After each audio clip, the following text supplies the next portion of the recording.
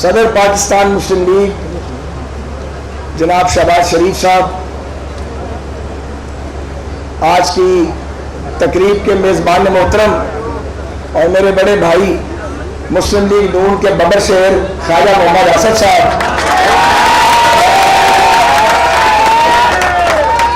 اکابرین مسلم league بھائیوں بہنوں ساتھیوں ہم سفروں، السلام علیکم۔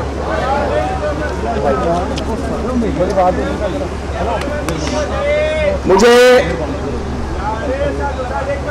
کچھ عرصہ پہلے بھی ویسے تو بہت بار یہاں آنے کا موقع ملا، لیکن ابھی میں بات کر رہا تھا بابی صاحبہ سے، مسز خواجہ آصف سے۔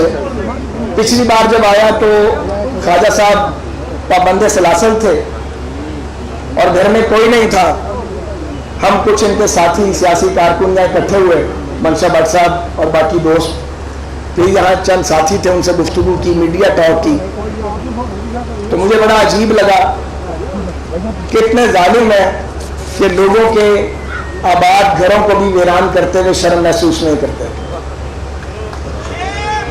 لیکن حقیقت ایک اور بھی ہے، وہی گھر جہاں کچھ عرصہ پہلے نہ خواجہ صاحب تھے، نہ ان کے صاحبزادے تھے، نہ بھابی صاحبہ تھیں، گھر والے نہیں تھے، ان کو احتساب کے جھوٹے چکر میں پھانسا گیا تھا، چند سیاسی کارکن تھے جو ان کے وفادار ہیں۔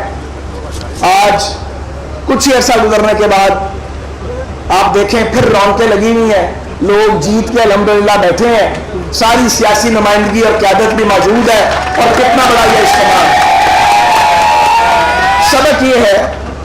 سبق یہ ہے کہ سیاسی حقیقتوں کو آپ طاقت کے بل پر بدل نہیں سکتے۔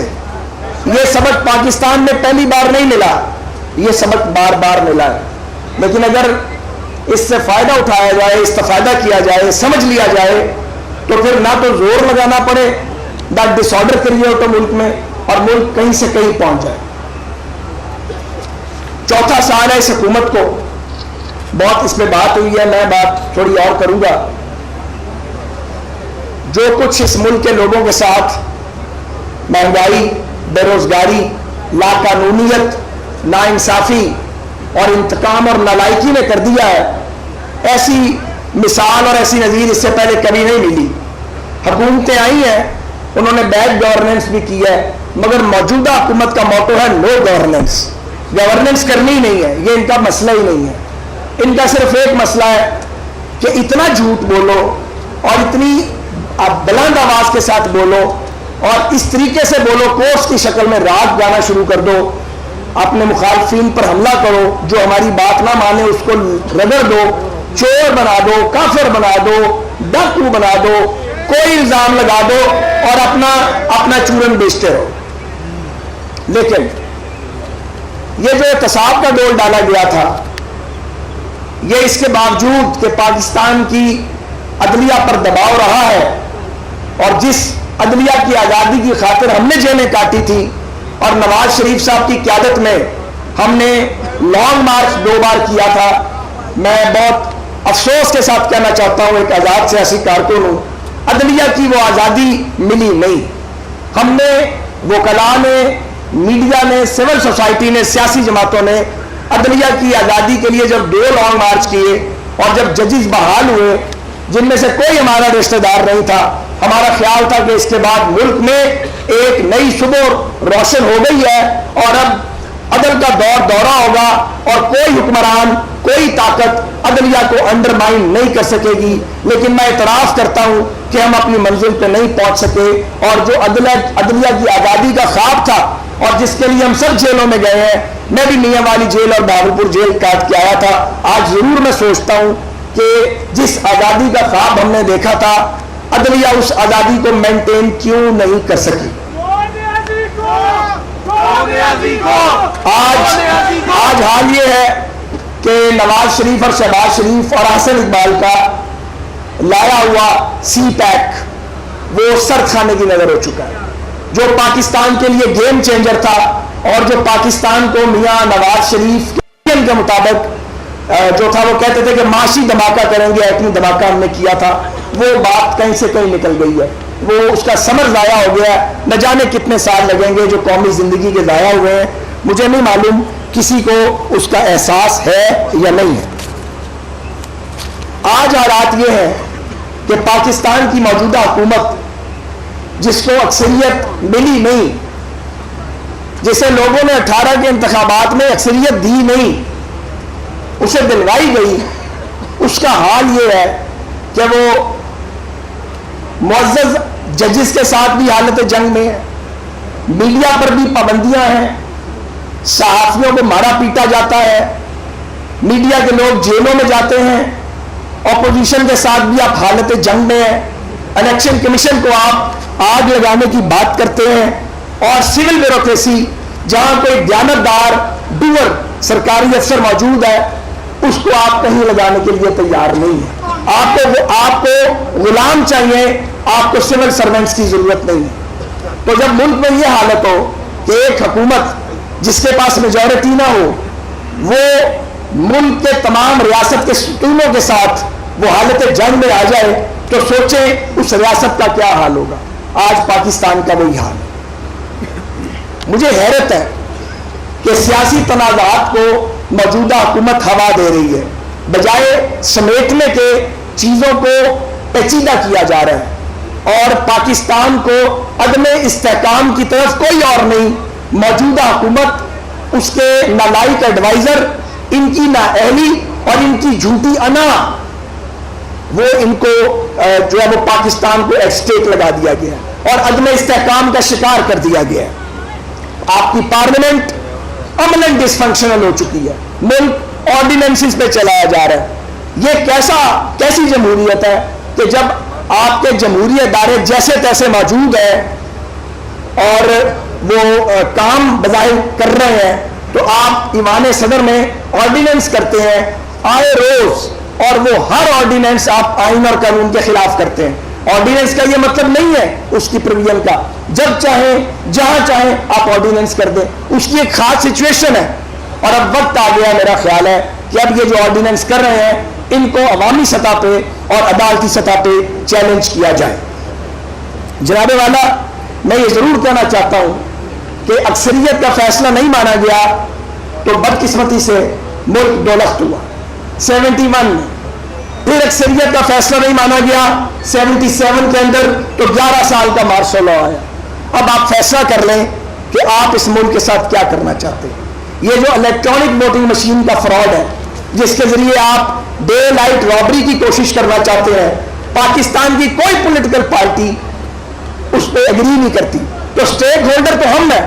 اگر آپ بلڈوز بھی کر لیں گے، اگر آپ جعلی اکثریت کی بنیاد پہ قانون بھی بنا لیں گے، مگر کوئی سیاسی جماعت اس کو تسلیم نہیں کرے گی تو اس کا مطلب کیا ہوگا؟ اس کا مطلب یہ ہوگا کہ انتخابات، آنے والے انتخابات روز اول سے کنٹروورشل متنازع ہوں گے، اور جب انتخابات متنازع ہوتے ہیں تو یہ کوئی 50 لاکھ کا ملک نہیں ہے، 22 کروڑ کا ملک ہے، اور 4 فیڈریٹنگ یونٹ ہیں، تو آپ سوچیں اس کے کانسیکوینسز کیا ہوں گے، اس کے نتائج کیا ہوں گے۔ یہ خدا نخواستہ ایسا الیکشن ریاست کی بنیادوں کو کمزور نہیں کرے گا بلکہ ہلا دے گا۔ میں درخواست کرتا ہوں حکمران گروہ سے کہ وہ اپنے اقتدار کے لیے اور اگلا الیکشن جیتنے کے لیے پاکستان کی ریاستی بنیادوں کو داؤ پر نہیں لگائیں۔ اس سے بڑا ظلم کسی بھی قوم اور ملک کے ساتھ اور کوئی نہیں ہو سکتا۔ ای وی ایم کو کوئی تسلیم نہیں کرتا۔ پاکستان کا الیکشن کمیشن جس کے چیف الیکشن کمشنر کا نام حکومت اور اپوزیشن نے مل کے تجویز کیا تھا، اور وہ الیکشن کمیشن 37 آبجیکشن ریز کر چکا ہے، اپوزیشن اس پر آمادہ نہیں ہے، تو آپ کیسے زبردستی کر سکتے ہیں؟ اگر آپ یہ زبردستی کریں گے تو آپ ایک ایسا منظر دیکھیں گے جو شاید اس سے پہلے کم دیکھا گیا ہوگا۔ میرا یہ مشورہ ہے سیاسی مخالف ہونے کے باوجود کہ آپ ایسا کرنے سے گریز کریں، اس سے پاکستان کو ناقابل تلافی نقصان ہو سکتا ہے۔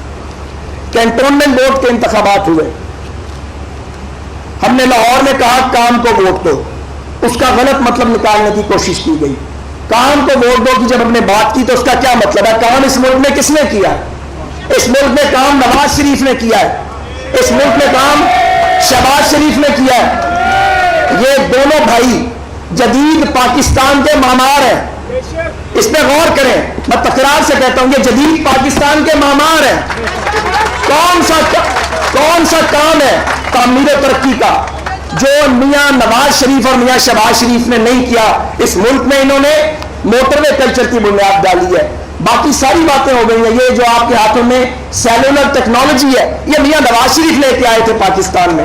تو مجھے یہ بتائیں ہم ان کے کام کی بنیاد پر ووٹ مانگے تو یہ جرم ہے؟ اور دوسری بات ہے ووٹ کی عزت کی، تو ووٹ کی عزت تو کرنی پڑے گی سب کو۔ وہ ووٹ کی عزت ان تمام سیاسی جماعتوں کو بھی کرنی ہے جو ریگنگ کی کوشش کرتی ہیں۔ جب کوئی الیکشن ریگ کرنے کی کوشش کرتا ہے وہ ووٹ کی بے حرمتی کرتا ہے۔ جب غیر جمہوری طاقتیں مداخلت کرتی ہیں، مارشل لا لگتے ہیں، تو وہ ووٹ کی بے حرمتی ہوتی ہے۔ جب عدلیہ سے کبھی نظریہ ضرورت کے تحت فیصلے آتے ہیں وہ ووٹ کی بے حرمتی ہوتی ہے۔ جب میڈیا میں بعض بکاؤ لوگ بیٹھ کر کسی منتخب جمہوری حکومت کے خلاف سازش کرتے ہیں وہ ووٹ کی بے حرمتی کے مرتکب ہوتے ہیں۔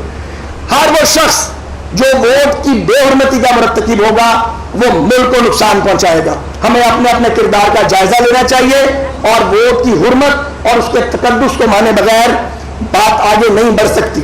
کنٹونمنٹ بورڈ کے موجودہ انتخابات میں مرکزی اور صوبائی حکومت نے ریگنگ کی کوشش کی، الیکشن خریدنے کی کوشش کی، آپ نے ہیلتھ کارڈ بانٹے، آپ نے انکم سپورٹ پروگرام کے 12 ہزار روپے ہزاروں کی تعداد میں بانٹے، آپ نے الیکشن شیڈول کے بعد 3 سال آپ نے کوئی کام نہیں کیا، آپ نے ڈیولپمنٹ کے بہانے آپ نے سرکاری خزانے کے منہ کھولے، آپ نے لوگوں کو خریدنے کی کوشش کی، ووٹ خریدے۔ لیکن اہم بات یہ ہے پاکستان کے ریاستی ادارے اس الیکشن میں میرے تجربے کے مطابق امپارشل تھے۔ نتیجہ یہ نکلا ہے کہ ان انتخابات میں ہم بھی جیتے، آزاد لوگ بھی جیتے، پی ٹی آئی نے بھی کئی جگہ پہ کامیابی پنجاب سے باہر حاصل کی، اور بھی جماعتوں کو موقع ملا، کسی نے اعتراض نہیں کیا۔ یہی جمہوریت کا حسن ہے، یہی ہم چاہتے ہیں کہ ووٹ کی عزت کی جائے۔ اسی کا مطلب ووٹ کی عزت ہے، اور ووٹ کی عزت کی منزل انشاءاللہ تعالی ہم لے کے رہیں گے۔ میں اپنی بات کو سمیٹتا ہوں، مجھے یہ ضرور کہنا ہے، آپ دیکھیں یہاں آپ میاں نواز شریف صاحب سے شروع کریں۔ نواز شریف صاحب کو گرفتار کیا، ان کی صاحبزادی کو باپ کی موجودگی میں گرفتار کیا، مریم نواز صاحبہ کو، کوئی شرم حیا نہیں آئی اس وقت۔ شہباز شریف صاحب کو بار بار گرفتار کیا، حسن اقبال صاحب کو گولی کا نشانہ بنایا گیا۔ یعنی ایمان کے نام پہ آپا نثار فاطمہ جیسی عظیم عالمہ کے صاحبزادے کو ایمان کی بنیاد پر ایکسپلائٹ ہو کے گولی کا نشانہ بنایا گیا، جیل کٹوائی، شاہد خاقان نے جیل کاٹی۔ رانا ثناء اللہ خان اور میں باتیں کرتے تھے، رانا صاحب کہتے تھے او یار تسی کاروبار کر دو، رانا صاحب گل کر دو، رانا صاحب کہتے تھے تسی یار چھوٹے موٹے کاروبار کر دو، تانوں انہوں نے پھڑ لینا ہے۔ میں سوچنا مینوں کی پھڑیں گے؟ ہم دونوں ایک دن سوچتے رہے کہ ان کو کیسے پکڑیں گے، سمجھ لائے بات کو، ایسا پکڑا کہ اپنا ہی تماشا بن گئے۔ تو حنیف عباسی صاحب لے لیں، کامران مائیکل، حافظ نعمان، فواد حسن فواد، آج چیمہ، میں کس کس کا نام لوں؟ یعنی ہمارے ساتھی، میں اس لیے دیکھ رہا ہوں کہ کوئی رہ نہ جائے دوست، میاں جاوید لطیف کو گرفتار کیا، ہمارے ساتھیوں کو پابند سلاسل کیا، درجنوں ایسے اراکین اسمبلی ہیں جن کو پکڑا گیا ہے اینٹی کرپشن کے جھوٹے الزامات پہ۔ کرپشن کا منترا پھٹ چکا ہے، یہ ڈول پھٹ چکا ہے۔ دباؤ کے باوجود پاکستان کی عدالتوں نے ایسا فیصلہ دیا ہے کہ جو پڑھنے کے قابل ہے، وہ جو سپریم کورٹ کا میرے مقدمے میں فیصلہ ہے وہ پڑھ کے شرم آ جاتی ہے۔ ایسی شرم تمام ساتھیوں کے مقدموں کے فیصلے پڑھ کے آتی ہے، مگر شرم آنی چاہیے، اس معاملے کو بند ہونا چاہیے۔ میں یہ ضرور کہوں گا کہ حمزہ شہباز نے سب سے زیادہ جیل کاٹی، 18 ماہ کی جیل اور قید تنہائی، اور جو جلا وطنی کاٹ رہے ہیں ہمارے ساتھی ان کی قربانی ہم سے زیادہ ہے۔ تو مجھے یہ کہنا ہے مسلم لیگ کی جانب سے کہ ہم تو مجبور وفا ہیں، مگر اے جانے جہاں اپنے اس شاخ سے ایسے بھی کوئی کرتا ہے۔ تو یہ ہم اپنے آخری بات، ہم پاکستان کے ساتھ پوری طرح کمیٹڈ ہیں۔ ہم نے زندگی میں اپنے بدلے چھوڑے ہیں، ہم اپنے بدلے چھوڑنے کو تیار ہیں، ہم نے تکلیف کاٹ لی، ہم بھلانے کو تیار ہیں، ملک کی خاطر، ریاست کے استحکام کی خاطر۔ لیکن ایک ہماری شرط ہے اور اس سے ہم پیچھے ہٹ نہیں سکتے، آپ پاکستان کو آئین اور قانون کی حکمرانی دیں, آپ پاکستان کو فری اینڈ فیئر الیکشن دیں, اور پاکستان کے لوگوں کو اپنی قسمت کا فیصلہ خود کرنے دیا جائے. پاکستان پائندہ باد. youtube.com کی سرچ بار میں گوگلی ٹی وی ٹائپ کریں. گوگلی ٹی وی کے پیج پر سرخ رنگ کے سبسکرپشن والے بٹن پر کلک کرنا نہ بھولیے. یوٹیوب پر اپلوڈ ہونے والی ویڈیو سے باخبر رہنے کے لیے بیل آئیکن پر کلک کیجیے. آپ کو ہر نئی آنے والی ویڈیو کے بارے میں نوٹیفیکیشن موصول ہو جائے گا.